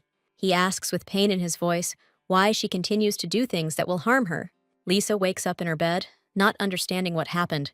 She sits up with difficulty, realizing that she has fainted and her head is splitting. Suddenly, she notices Richard sleeping by her bed, and her heart skips a beat. He's been here all this time, and his hand holds her tightly, even in his sleep. She looks at him tenderly, knowing that she needs to make breakfast because he will be hungry when he wakes up. Lisa can't understand why she had such a strange dream, and she is overcome with mixed feelings. She realizes that when he wakes up, she will have to tell him to leave, and she will have to leave too. She doesn't know how to tell him about this, and her heart is breaking with pain. Suddenly, Richard hugs her from behind and asks where she is going to disappear to this time. She tries to break free in a panic, saying that the soup is about to boil, but he won't let go. Lisa hastily removes the pan from the heat, realizing that she has kept it on the fire for too long. Richard says with a grin that he will go and sit over there, and she is not obliged to entertain him. Richard asks, with pain in his voice, if she is going to disappear again. Lisa prepares him breakfast, simmering sea bream over low heat until it is tender and golden brown. She tops it with a sweet and tangy honey raspberry sauce, creating an incredible flavor combination. She serves yesterday's pumpkin soup and baguette French toast as a side dish. Richard looks at the breakfast with admiration, saying that it looks delicious and it's time to try it. Golden brown toast, soft inside like pudding, combined with honey and raspberries, whets the appetite. He says excitedly that he could eat it forever, and Lisa is glad that he likes it. She is relieved to finally see him, but this joy is a little late. Richard admits that he was worried, concerned that she would be in danger again, and he would not be able to see her. He says that he understands why she left the Imperial Palace, and his gaze becomes serious. He remembers the unpleasant aura of the guy who touched her yesterday, and immediately understands everything. Richard admits that he is worried and afraid to leave her here alone, defenseless. He gently takes her hand, saying that he wants her to be happy. He asks her to let him protect her, and his words are full of sincerity and determination. Lisa thinks anxiously that she doesn't want to be in danger, but with him, she won't have to face terrible things. He says passionately that he wants to eat her food forever, and his words sound like a confession. Suddenly, Marika bursts into the room, and her appearance interrupts their conversation. She looks at Richard in surprise, and then at Lisa. Not understanding what is happening, she hugs Lisa tightly, asking with tears in her eyes where she has been all this time. Marika reproachfully says that she simply disappeared without sending a single letter and demands an explanation. Marika demands an explanation, and her gaze is full of concern for her friend. She jealously asks why Lisa showed up with the second prince, and Richard looks away in embarrassment. Lisa tries to explain that she can't tell everything yet, but Marika doesn't calm down. Richard interrupts their conversation, saying that they have to go because it's already late. Liza promises to visit Marika during the day, and she reluctantly agrees, but her anxiety does not subside. Marika looks after them suspiciously, not understanding why Lisa is in such a hurry. She remembers that Lisa called the second prince Richard, and this seems too suspicious to her. This scene seems too risky to her, and she cannot shake off her bad feelings. Richard offers to carry her bag, but she refuses, saying that she can handle it herself. Eventually, he convinces her, and she agrees with a heavy sigh. Lisa despairs and thinks she doesn't want to live in fear every day, not knowing when Kenrick will appear again. She decides to hide the fact that she is the Princess of Ginogarth for now and find a way to survive. She asks Richard where they are going, and he replies that they are going to where she will be living. They come to a small cozy house, and Lisa looks at it in surprise. Richard invites her in, and she crosses the threshold with trepidation. She thought that one room used by the servants would be more than enough. Richard has prepared something special for her, and she looks at him in surprise. She is amazed to see the luxurious bedroom, and her heart skips a beat. He asks her with a smile if she likes it, and she can't say a word. Richard says he prepared this so that she would be comfortable and she wouldn't have to worry about anything. Lisa says that she will stay at Marika's tonight, and Richard looks at her in surprise. He doesn't understand why she wants to leave, because this room is now hers, and it's better for her to stay here. She explains that it matters because he is a prince, and she is just a former servant. Lisa tries to leave, saying that she is grateful to him, but does not intend to live off his charity. She bids him goodnight and leaves, leaving him alone in the luxurious room. The next morning, Lilith finds Richard gloomy and asks why he is not in the mood. He replies with irritation that he will not go to the morning council and does not want to do anything. Lilith playfully hits him on the head, and he yells at her indignantly. She reproachfully says that he behaves like a child and asks when he will grow up. Richard looks longingly at his untouched breakfast and realizes that everything is obvious. He admits that the breakfast tasted terrible and he couldn't eat it. Lilith angrily orders him to just shut up and eat, otherwise the kitchen staff will hate him. Richard says with disdain that none of this compares to Lisa's cooking, and he will not eat it. He repeats Lisa's name several times, and Lilith looks at him suspiciously. Suddenly, she asks in surprise if Lisa is back, her voice trembling with excitement. Richard thinks bitterly that it's all over, and Lisa doesn't like it here. He tries to justify himself by saying that he did it because he was worried about her and wanted to be with her. Lilith curiously asks where Lisa is now, and he replies that she is probably in the kitchen. She understands what is going on and says that she now has a rough idea of the situation. Lilith takes Richard's breakfast with a grin, saying that she can do with it whatever she wants since he's not going to eat it anyway. Lilith says with a grin that she can't stand to see Richard in this state anymore and is about to force some food into him. She returns triumphantly with breakfast, but Richard looks at her with bewilderment. Marika convinces Lisa that there is no reason not to come and say hello to old friends. She slyly says that Lisa is interested in how everyone is doing in the kitchen. Lisa replies doubtfully that she is not sure whether she will be welcome, but her curiosity gets the better of her. The maids in the kitchen are anxiously discussing whether His Highness will like their cooking. They recall with horror that the prince never tries more than 3 bites of whatever is served to him. Lisa is surprised to realize that this is the biggest headache for the chef serving the prince. She realizes that they are talking about her older brother Richard, who has always seemed like a difficult person to her. She recalls with surprise that the second prince ate normally in his youth and does not understand why he became so picky. Suddenly, Marika pronounces his full name, the second prince, His Highness Maximilian. All cooks know that whatever they cook, he doesn't like it, and he quickly loses interest in the food. Lisa thinks bitterly that Richard hates food, and she can't even imagine it. Suddenly, she notices Trudy, and her heart sinks with a bad feeling. Trudy says with disdain that she doesn't remember letting her into her kitchen again. She mockingly asks if Lisa thinks she will be taken back after she ran away. Lisa tries to justify herself by saying that she just wanted to say hello, but Trudy doesn't listen. She angrily screams that she doesn't belong here and orders her to get out. Suddenly, there is a noise, and Trudy turns around in irritation to see what is going on. The chef's appearance interrupts their quarrel, and she asks in surprise what Lisa is doing there. The chef interrupts the argument, saying that they have an important guest now, and there is no time for squabbles. She anxiously announces that Her Highness the Princess has arrived, and everyone freezes in anticipation. The appearance of Princess Lilith with a plate in her hands takes everyone by surprise, and her look does not bode well. She says with cold calm that everyone probably knows why she is here. Lilith reports that the second prince has once again refused his food, and this is the last straw. Everyone in the hall froze, realizing that if His Highness had left his food, then there was a problem with the preparation itself. The chef desperately begs for forgiveness, saying that they did everything possible to please His Highness. Lilith says with irritation that this cannot go on any longer, and she has made a decision. She announces that she has decided to choose an exclusive chef for the second prince, and everyone is shocked. She explains that it would be nice to have someone you can completely trust in this matter. The condition is the same as always. All you have to do is try to please the second prince. Anyone who can fulfill this condition can take part in the competition. She says they will gather here again in a week and hopes many will attend. Lilith demands that he bring her results that will satisfy the second prince, and her words sound like an order. The maids hesitate to participate, not being confident in their abilities. They remember that the prince even sent back what Lisa had prepared today, and it seems hopeless to them. Trudy confidently declares that there is only one person here who has a chance. She says with a grin that there is no point in wasting time, and that it is better to just abandon this idea. Lisa looks at Marika with bewilderment, not understanding why Trudy is so self-confident. Suddenly, Trudy notices Lisa and asks in surprise what she is still doing here. Trudy looks at Lisa in bewilderment, not understanding what she is up to.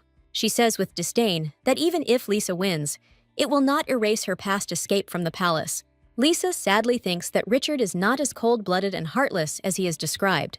She asks Trudy defiantly if she really thinks His Highness is that kind of person. Lisa suggests settling the matter by seeing who can prepare a dish that His Highness will like. She makes a condition that if Trudy loses, she will have to take back her words. Trudy accepts the challenge in a rage, not believing that Lisa can defeat her. Richard is surprised to learn that Lilith has assigned him an exclusive chef. He angrily demands that everything be cancelled immediately, saying that he doesn't need it. He admits that Lisa was in the kitchen, but he doesn't understand why they had to make such a fuss. Lilith asks with a grin if Lisa is participating in this competition, and Richard freezes. He is worried about Lisa becoming his exclusive chef. He rushes off to meet Lisa right now, but Lilith stops him. She warns him that if the judges see them together, it will put Lisa in an awkward position. He bitterly realizes that he will not be able to see Lisa until the day of the competition. He remembers that they haven't spoken since that day, and he becomes worried. Suddenly, a brilliant idea comes to his mind about how to see Lisa in person. He decides to use his familiar, Till, to convey a message to her. Lisa strokes Till tenderly, asking how he is doing, and the bird hands her a flower. It's been a week since she returned to the palace, and now she's participating in the selection competition. Lisa wipes the sweat from her forehead with relief, happy that the dough turned out just right. She rolls out the dough with determination, telling herself it's time to show what she's made of. She remembers Trudy's words about Richard being a cold-blooded and heartless man, and this makes her angry. Lisa doesn't understand why she was so angry about her words, because it's not like her at all. Suddenly, Till, Richard's familiar, appears and asks her with concern if she's sad. Lisa takes him in her arms with a smile, apologizing for keeping him waiting. She feeds him a seed, feeling a little guilty that they broke up so suddenly. She hasn't been able to see Richard for almost a week due to preparations for the competition, and this upsets her. Lisa decides that now is the best time to focus on preparing for the competition.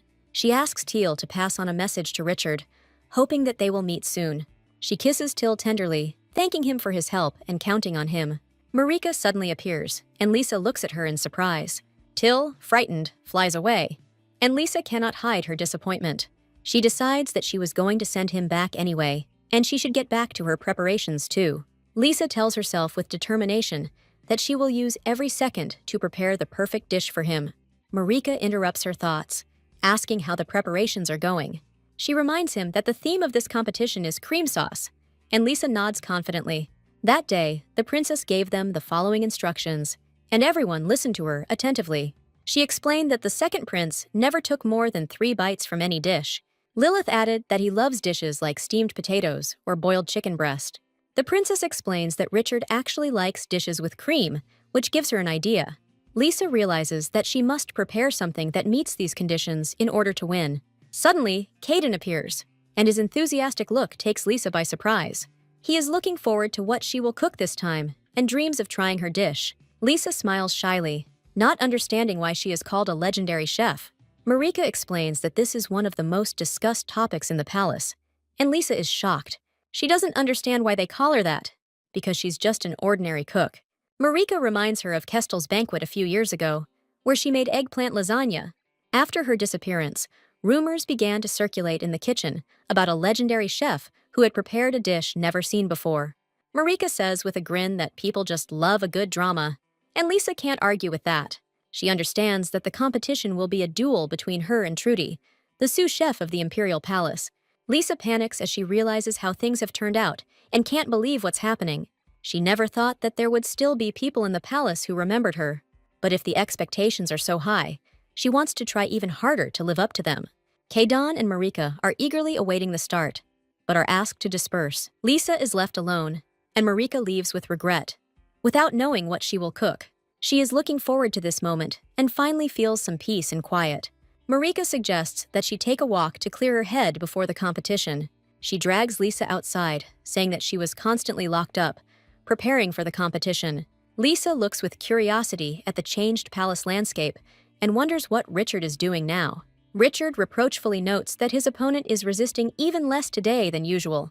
Urich panics and asks the captain for forgiveness, but he orders him to stand up and raise his sword.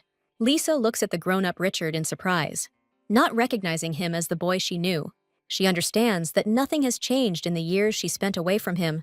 Richard tells her with cold fury that whining won't help you survive on the battlefield, and he seems so unfamiliar to her.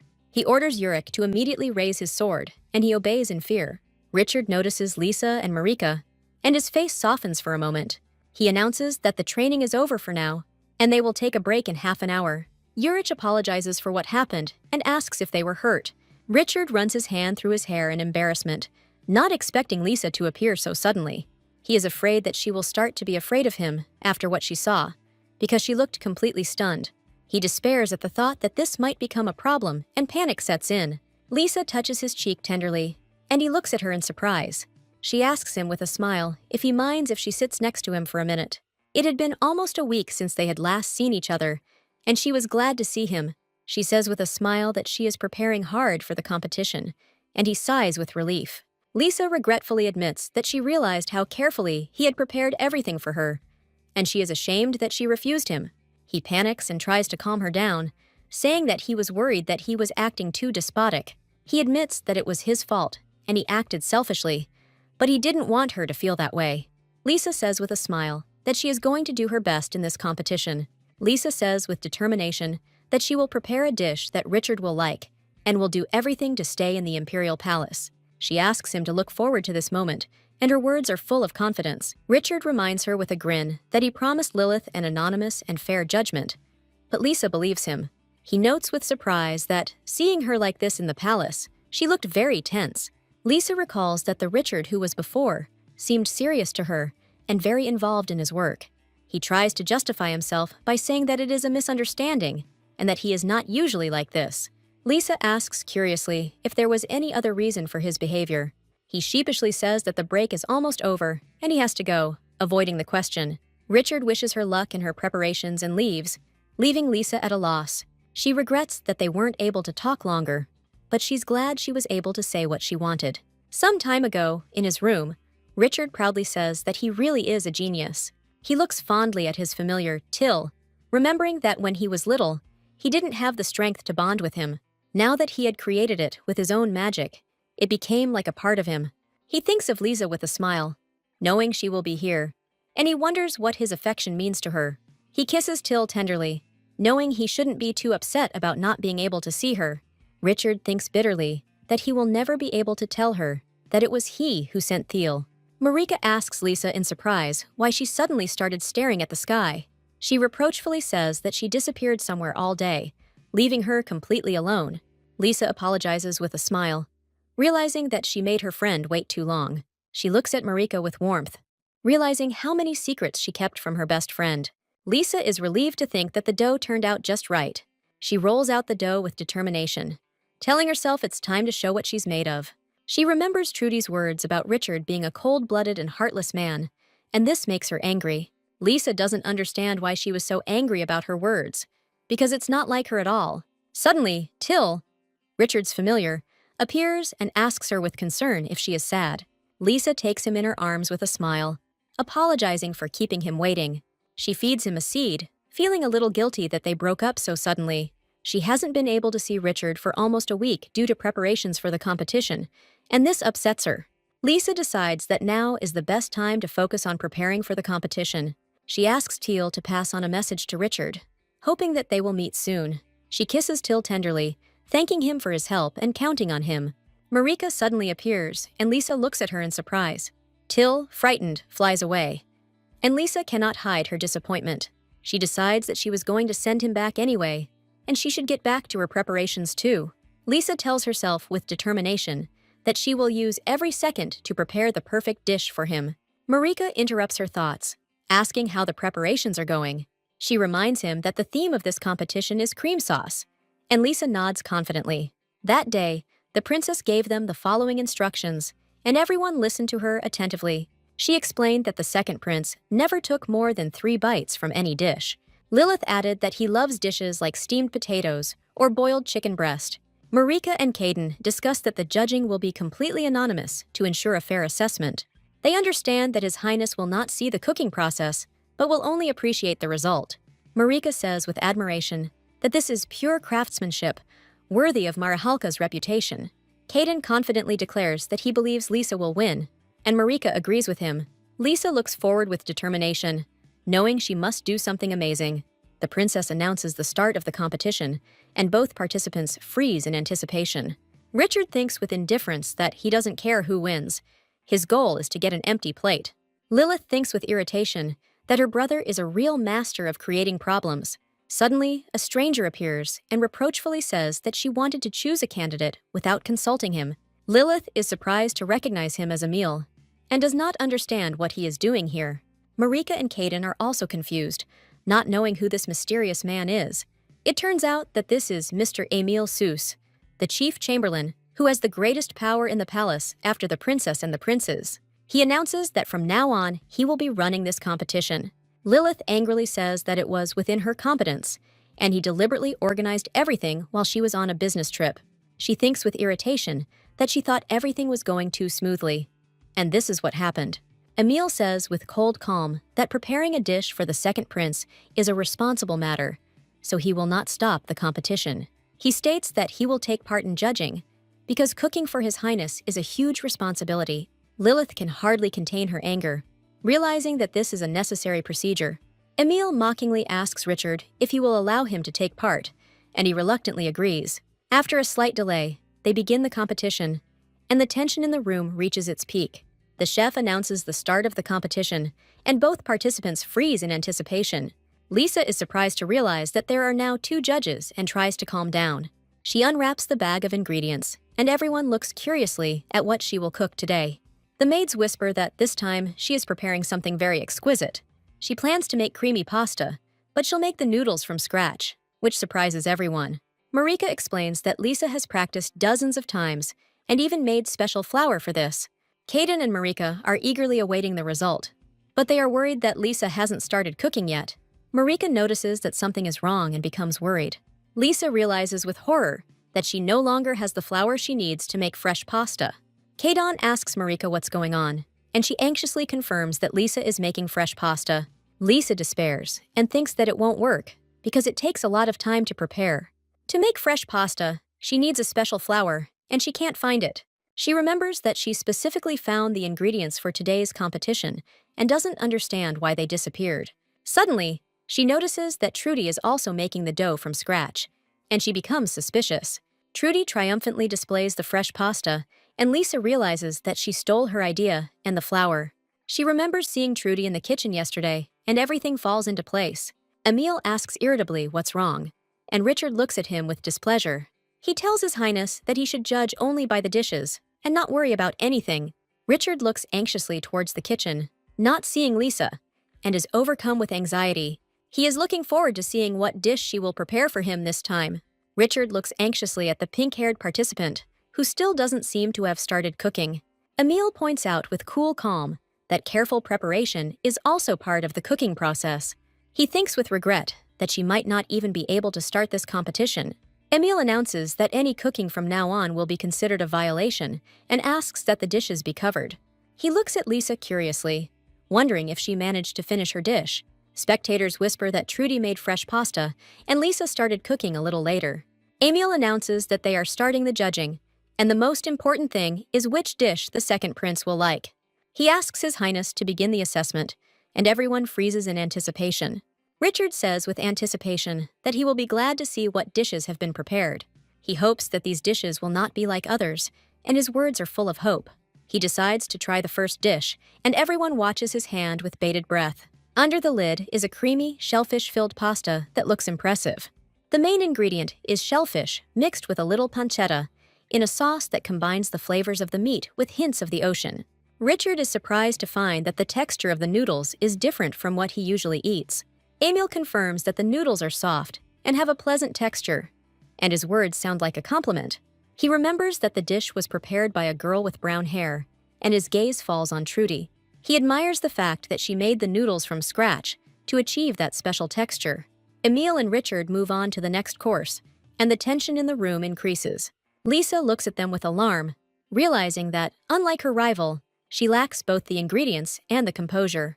Richard looks at the second course in surprise, and his reaction is unpredictable. Caden looks at the dish in confusion, not understanding what it is. Lilith asks the chef with irritation if she is the only one who thinks it looks weird. Richard looks at the worm-like dish in surprise and cannot understand what it is. It has a round, smooth surface, but it looks so wrinkled and unattractive. Emil struggles to find the words, saying that it looks exactly like, but he is interrupted. Richard lifts his fork to his mouth hesitantly, thinking it shouldn't taste terrible. Emil asks with concern how he is doing, and suggests not to force himself if he doesn't like it. Richard tries the dish with surprise, and his reaction is unpredictable. He raves that it's damn delicious and his face lights up. He jokingly tries to feed Emil, saying that he shouldn't try it, but Emil dodges.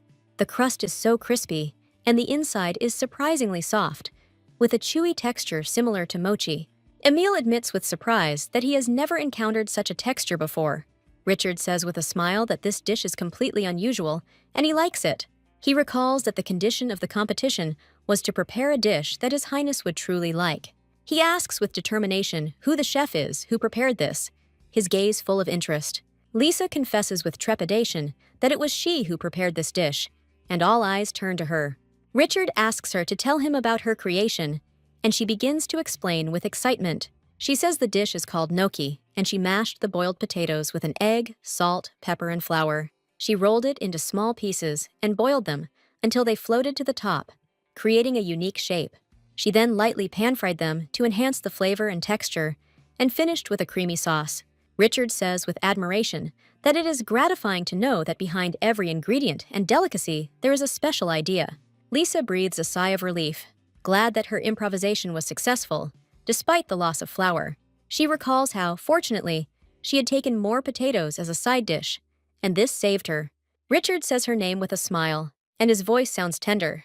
He announces that her cooking has deeply impressed him, and he appoints her as his personal chef. Lisa smiles happily, realizing that her sincere efforts have finally reached him. Marika and Caden are overjoyed at her victory, knowing she deserves it. Lilith enviously says that she also wants to try Lisa's dish, and the chef promises her such an opportunity. Richard looks at Lisa tenderly, saying that now she won't go anywhere, since she is his personal chef. He asks Emil when she will officially take up her duties. Emil explains that the personal chef's duties include preparing meals for His Highness whenever he requires food. Richard invites her to cook him dinner today, and she happily agrees. He asks her to come to his office before sunset, and she eagerly awaits this meeting. Richard, with a mysterious smile, says that he wants to show her something, and her heart skips a beat in anticipation. She is alarmed to think that he might have entertained a false hope, and she is overcome with doubts. She tries to convince herself that he only called her because she is now his personal chef. Emil asks with a grin if she is happy, because the prince praised her, and his words sound like a mockery. Lisa meets Trudy on the stairs, who says with cool politeness that she must be relieved. Lisa realizes that Trudy still hates her and is jealous of her success, and that things haven't gotten any better over time. Lisa remembers how Trudy once copied her recipes and realizes that nothing has changed. She tells Trudy straight out that she knows about her dislike, and there is a cold steel in her voice. Lisa is angrily demanding that her efforts not be belittled, and her patience is running out. Trudy furiously admits that she hates it when Lisa always grins like an idiot. She screams that she is sick of the way everyone treats Lisa like a queen. Lisa realizes that this is why she stole her flour, and everything falls into place. She reminds Trudy of their meeting in the kitchen the day before the competition, and she can't deny it. Trudy mockingly asks if that's the only reason Lisa thinks she's a thief, and her words are full of venom. Lisa explains that the power of fresh pasta lies in its soft, springy texture, which absorbs sauce better than regular noodles. She says that's why you need to be especially careful with seasonings when using fresh pasta. Lisa adds that salt increases appetite, and she deliberately made the sauce richer. Lisa declares that she will no longer forgive such cowardly behavior and will not remain silent next time. Trudy looks at Lisa with hatred, realizing that she will always get in her way. Lisa breathes a sigh of relief, glad that this terrible conversation is finally over. She is worried that they will have to work together further, and perhaps she has said too much. She reminds herself that she must survive in this harsh imperial palace, no matter the cost. Suddenly, she hears Richard's voice asking what she is doing here, and her heart skips a beat. He says sheepishly that he was waiting for her, and his cheeks flush. Lisa apologizes sheepishly for keeping Richard waiting, her cheeks flushing. He says with a smile that he just wanted to see her as soon as possible and suggests that they go to his office. Richard takes her hand and they walk down the corridor, leaving all their worries behind. Lisa is surprised to realize that the confusion in her head has disappeared and her soul is at peace.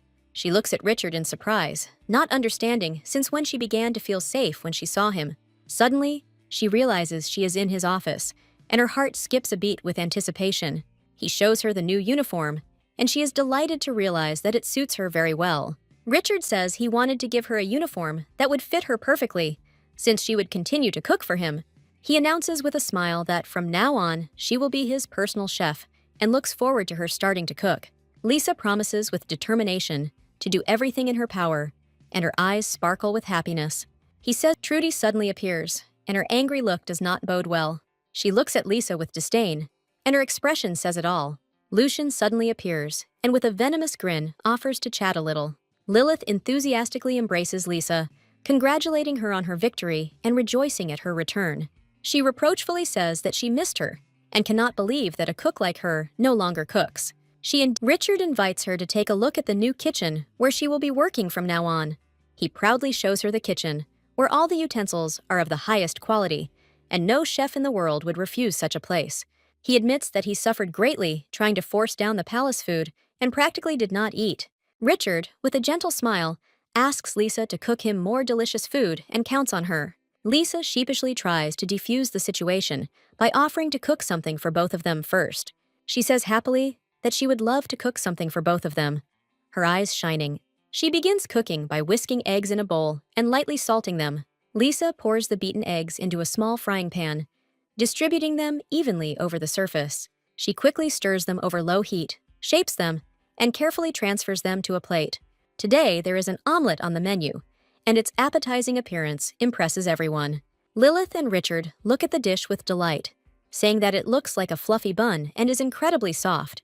The rich flavor of the eggs melts on the tongue, and the airy, fiery texture makes them even more tender. Richard can't believe that eggs can be so tender, and his surprise is genuine. He raves that it's amazing and very tasty, and Lisa is glad he liked it. He confesses with a tender smile that he truly loves her, and her heart skips a beat.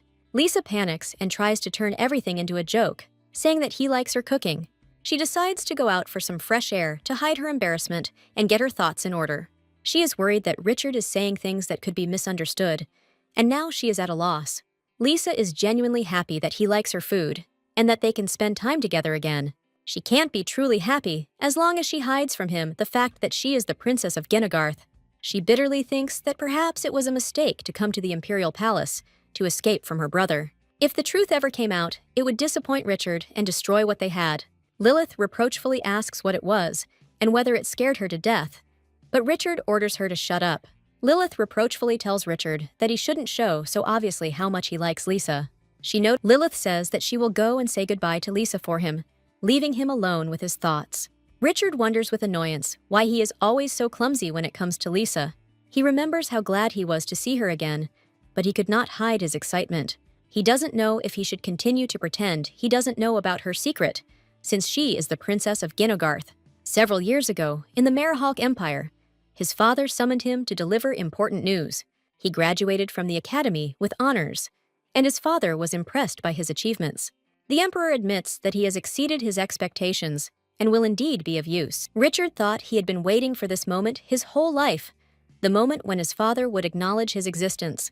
But the reason he felt so empty was because he realized something important. He realized that she was not in this palace, and he thought with longing where she was now. It reminds him of the kingdom of Gennegarth, which raised the flag of rebellion against Marahawk many years ago. He says they had a lead a few years ago, but it slipped through their fingers. The emperor tasks him with tracking down members of the Gennegarth royal family, and Richard accepts the task with determination. He learns that the prince's name is Kenric Gesendar, and the name seems familiar to him, and the princess is Alina Gesendar, and this name echoes with pain in his heart. He remembers the name that is so familiar, but which he was so afraid would disappear. At that, Richard tenderly says that no matter who she really is, he vowed to be the one who could protect her. Lisa breathes a sigh of relief, glad that she enjoys organizing the kitchen so much. She happily creates a daily menu, realizing that the fact that Richard eats her cooking gives her great pleasure. Lisa smiles as she thinks about what to cook today, her eyes shining with inspiration. Suddenly, the chief chamberlain appears, and Lisa asks in surprise how she can help him. Emil introduces himself with cold calm and says that his duty is to look after the state of the palace. He asks to interrupt her for a moment, and she politely invites him to come in. Lisa looks at him suspiciously, feeling that he is a very meticulous person, and his eyes examine every corner. She thinks with a smile that she has done nothing wrong, but her heart is still pounding. Emil addresses her by name, and she looks at him with concern. He asks if she has anything to do other than cook for His Highness, and she shakes her head. He says that Richard wants her to help prepare a banquet for Kestel. Lisa recalls that Richard had already come once, and his visit was connected with some kind of agreement. She is surprised to learn that it was thanks to the competition she won that Richard was able to enter the academy. Richard asks her what she wants to do, and she happily agrees to help. She says that since she is his personal chef, she needs his permission, and he gives his consent with a smile. He tenderly says that his only wish is for her to live happily in the palace. Richard adds that he has one condition, and she looks at him in surprise.